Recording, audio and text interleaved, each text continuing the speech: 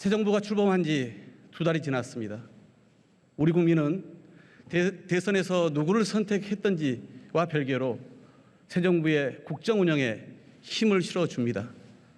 새로운 시작은 누구에게나 희망과 기대를 갖게 하기 때문입니다. 40.3%의 득표율로 당선된 김대중 대통령의 취임 초기 지지율은 71%였습니다. 48.6%의 득표율로 당선된 윤석열 대통령의 최근 지지율은 32%입니다. 지난 대선에서 윤석열 후보에게 투표한 국민의 3분의 1이 지지를 철회한 것입니다. 곧 30%도 무너질 것이라는 예측마저 나옵니다. 출범한 지 2달 만에 새 정부의 국정 운영 지지율이 정권 말기의 레임덕 수준입니다. 이런 초유의 상황에 대해 윤석열 대통령은 지지율은 의미가 없고 국민만 생각하겠다고 합니다. 국정 운영 지지율이 국민의 여론인데 윤석열 대통령이 생각하는 국민은 도대체 어느 나라 국민입니까? 국민은 대선 이후 2달가량의 인수위 기간에 새 정부가 무엇을 하겠다는 것인지, 어려운 경제 상황에 어떻게 대처하겠다는 것인지 제대로 들어본 바가 없습니다. 오직 기억에 남는 것은 대통령실의 용산 이전뿐입니다. 취임 뒤 면밀히 검토해서 차분하게 추진해도 될 일을 단 하루도 청와대에 있지 않겠다는 고집으로 밀어붙였습니다. 인사 대참사에 비견되는 내각 인선은 부실한 사전 검증으로 4명이 줄줄이 낙마했습니다. 더욱 심각한 문제는 인사 난맥에 대한 윤석열 대통령의 태도입니다. 부적격 사유가 명백했던 정호영, 김승희 후보자조차 시간을 질질 끌며 인사 강행의 명분용으로 활용하느라고 코로나 재확산 국면에 보건복지부 장관이 공석인 결과를 초래했습니다. 만취 운전 경력 등으로 낙마 사유가 분명한 박순애 교육부총리의 임명을 강행하면서 언론과 야당의 공격을 받느라 고생 많았다며 공직 후보자의 당연한 검증 과정에 대해 부당하다는 식으로 반응했습니다.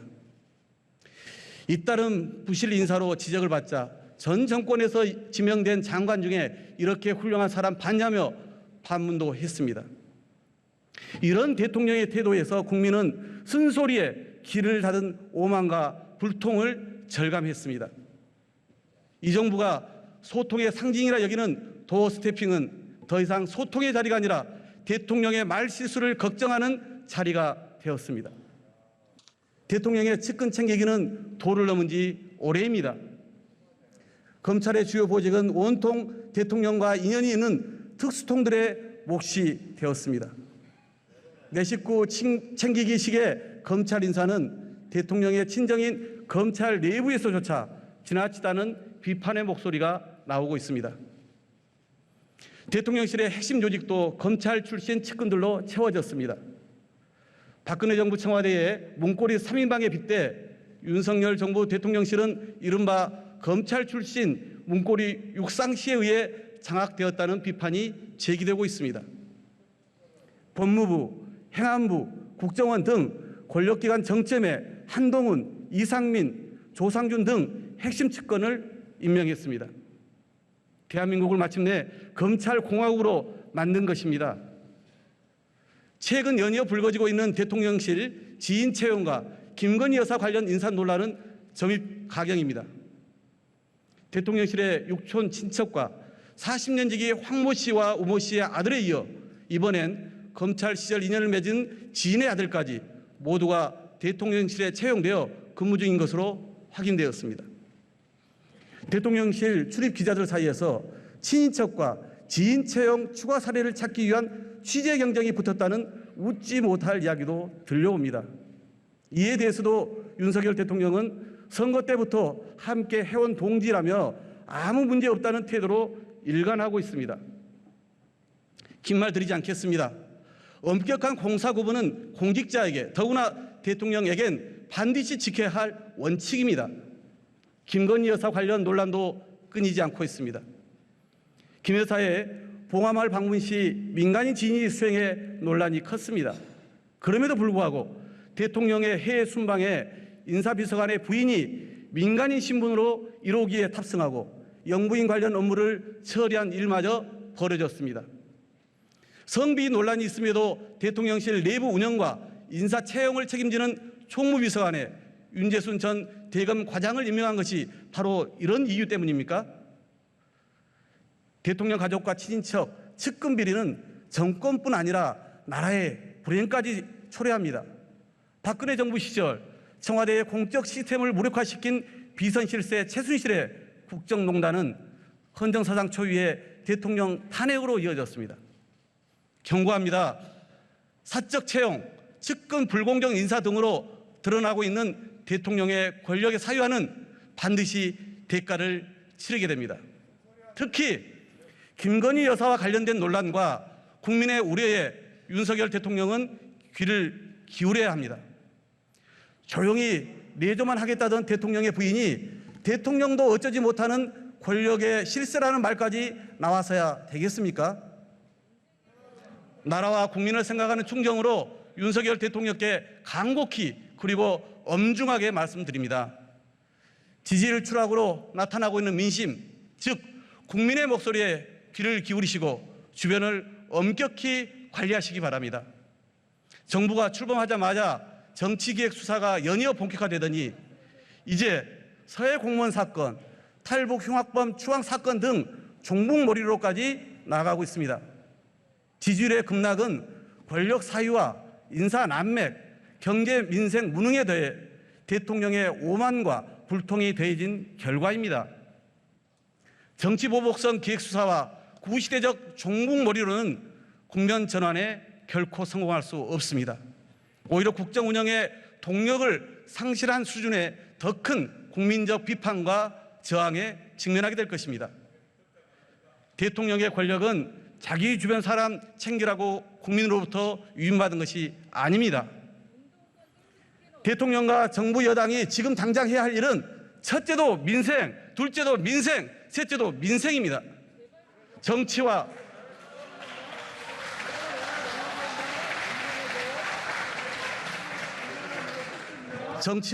국정 운영의 본질은 국민이 마음 편히 잘 먹고 잘 살 수 있도록 하는 것입니다. 더구나 지금은 비상한 경제 상황으로 대다수 국민이 불안하고 삶이 벼랑 끝에 내몰리는 위기 국면입니다. 윤 대통령과 정부 여당에 촉구합니다. 국정 운영의 기본으로 돌아오십시오. 무엇보다 경제와 민생에 집중하십시오. 원내 제1당인 더불어민주당은 경제와 민생을 제대로 챙기는 일이라면 초당적으로 협력할 것임을 분명히 말씀드립니다.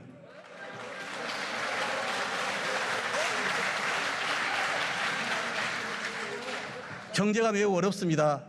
고물가, 고금리, 고환율의 삼중고로 국민이 고통받고 있습니다. 소비자 물가지수는 지난달 6% 상승해서 IMF 경제 위기 이후 24년 만에 최고치를 기록했습니다. 지난 6월 경제 고통 지수는 9.0으로 2009년 금융위기 이후 14년 만에 최대치로 상승했습니다. 우크라이나 전쟁과 글로벌 공급망 교란으로 인한 고유가, 원자재 곡물 가격 상승에 대해 달러 강세로 인한 환율 상승은 수입 물가 지수를 끌어올리고 있습니다. 고통스러웠던 코로나19의 긴 터널을 이제 막 벗어나려는 시점에 또다시 재확산 추세가 심각합니다. 이제 장사가 좀 된다며 희망을 가지셨던 동네 가게 주인의 탄식이 참으로 제 가슴을 아프게 합니다. 직장인들은 점심 한 끼 식당 가는 것도 부담스러워 구내 식당을 찾습니다. 편의점 도시락 판매는 전년 대비 40% 이상 증가하고 있습니다. 5만 원 지폐 한 장으로는 기름통의 절반도 채우기 어려운데 차량으로 생업을 하는 분들은 고스란히 그 부담을 져야 합니다. 장바구니 물가 상승은 사상 최고치라는 소비자 물가지수 상승에 비할 바가 아닙니다. 걱정스러운 것은 지금의 고물가, 고유가, 고환율 상황이 당분간 지속될 것이라는 점입니다. 더욱 두려운 것은 금리 상승의 속도와 폭입니다. 한국은행은 올해만 4차례의 금리를 인상하면서 사상 처음으로 0.5%포인트 빅스텝도 단행했습니다. 하지만 이게 끝이 아닙니다. 미국 연준은 지난달 28년 만에 0.75%포인트의 자이언트 스텝 금리 인상에 이어 이달 말에는 1%의 금리 인상, 즉 울트라 스텝을 결정할 것이라는 예측까지 나오고 있습니다. 한미 간 금리 역전이 현실화되는 상황에서 한국은행의 추가 금리 인상은 불가피합니다. 세계 경제의 불안정성과 고환율 기조가 지속된다면 한국 자본시장에 투자된 외국인 자금의 순유출도 지속될 것입니다. 2008년 리먼 브라더스 사태로 촉발된 전 세계적인 금융위기 이후 초저금리와 양적 완화가 만들어낸 유동성 잔치가 끝나가고 있습니다. 우리나라도 2020년 3,200을 넘었던 코스피 지수는 2,300선이 위협받고 가상자산 시장은 고점 대비 3분의 1 수준으로 폭락했습니다. 작년까지 폭등을 걱정했던 부동산 시장 역시 하락세로 돌아서서 내년이면 폭락을 걱정해야 하는 상황이 도래할 가능성이 높습니다.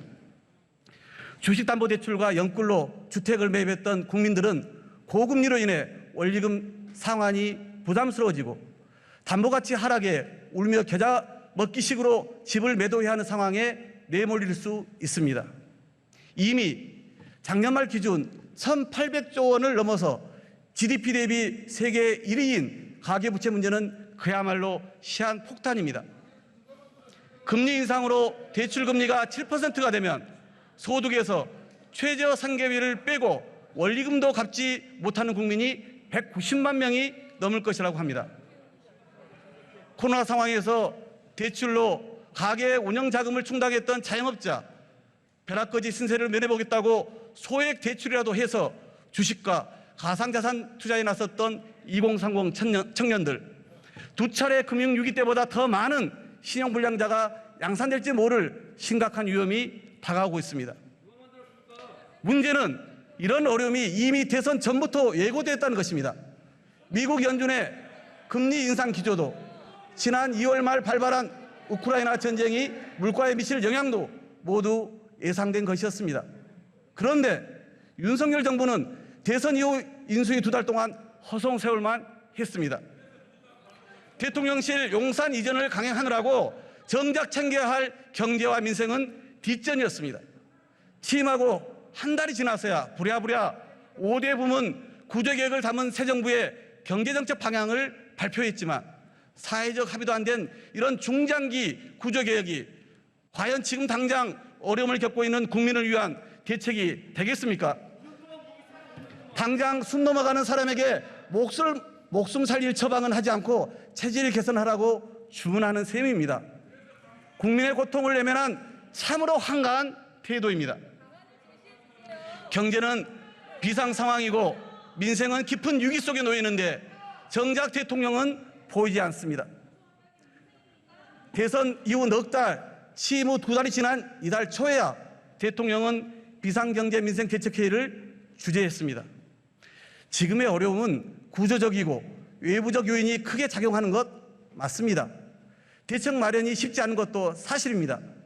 그러나 경제는 심리라는 말이 있는 것처럼 어려울수록 대책과 비전을 제시해 국민과 각 경제 주체들을 안심시켜야 합니다. 오직하면 쇼라도 하라는 말이 나오겠습니까? 비전을 제시해 희망을 주는 것이 대통령으로서 해야 할 일입니다. 국난에 비유되었던 IMF 경제위기 직후 김대중 대통령은 취임사에서 말씀하셨습니다. 우리 모두는 지금 땀과 눈물과 고통을 요구받고 있다며 말을 잇지 못하고 눈물을 삼키면서도 정부를 믿고 견뎌낸다면 반드시 극복하겠다고 결연한 의지를 보여주셨습니다. 그리고 IMF 역사상 최단기간인 1년 만에 조기 졸업을 해냈습니다. 경제가 위기일 때, 그로 인해 국민이 고통을 감수해야 할 때 대통령이 국가의 지도자로서 해야 할 일은 바로 그런 모습입니다.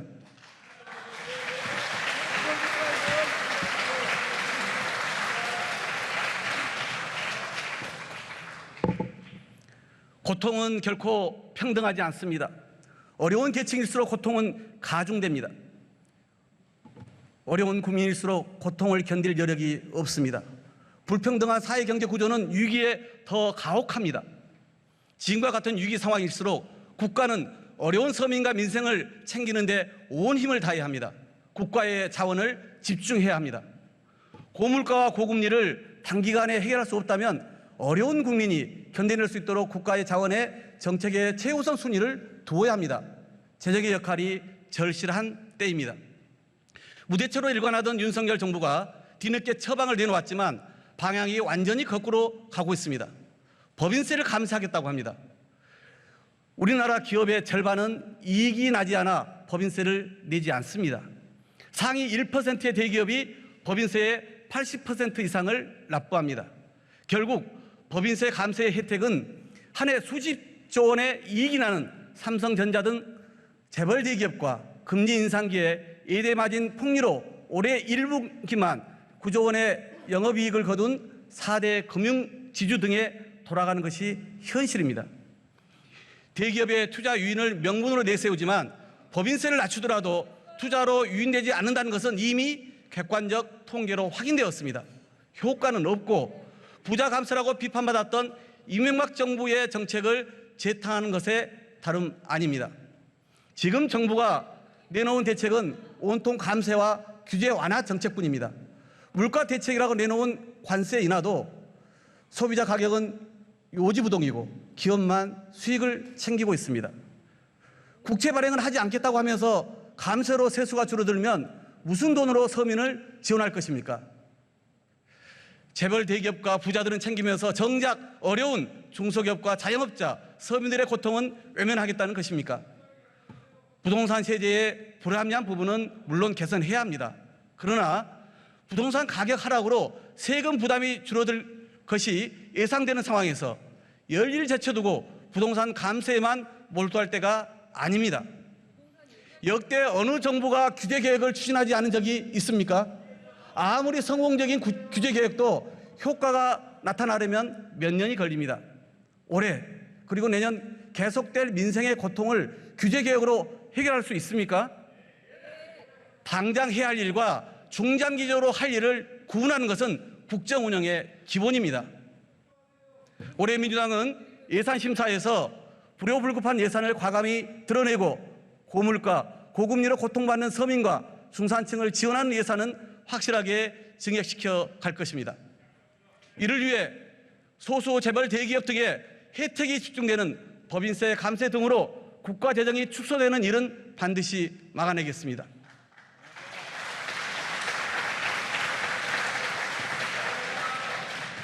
민주당은 지난 한 달 넘게 민생 우선 실천단을 가동하여 시급하게 처리할 민생 입법 과제를 선정했습니다.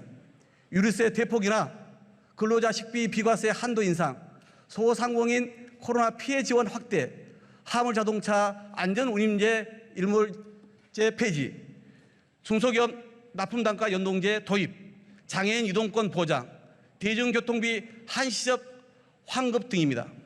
여야가 합의한 국회 민생경제특위와 해당 상임위가 가동되는 대로 관련 입법을 우선적으로 처리하겠습니다.